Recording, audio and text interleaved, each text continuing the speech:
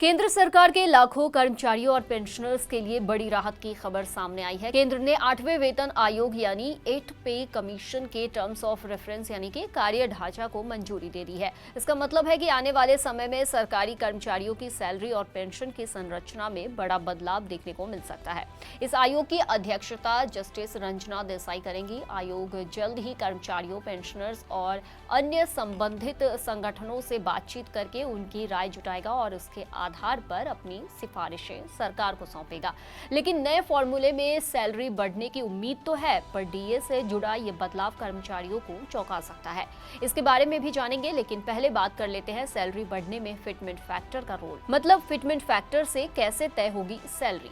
हर वेतन आयोग की तरह इस बार भी फिटमेंट फैक्टर सबसे अहम होगा। आसान भाषा में समझे तो फिटमेंट फैक्टर वो संख्या है जिससे पुराने बेसिक पे को गुणा करके नया बेसिक वेतन तय किया जाता है।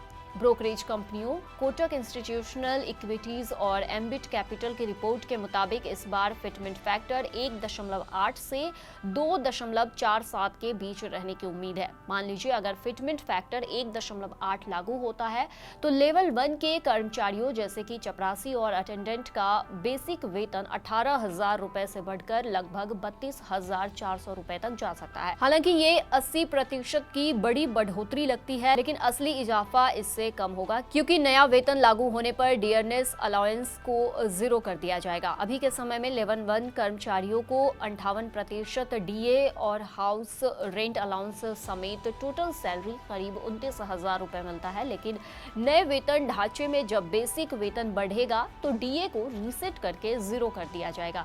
यानी अब जो पैसा डीए के रूप में अलग मिलता था वो बेसिक वेतन का हिस्सा बन जाएगा। इससे कर्मचारियों के हाथ में आने वाली टोटल राशि कम नहीं होगी, बल्कि सैलरी की स्ट्रक्चरिंग अधिक मजबूत हो जाएगी।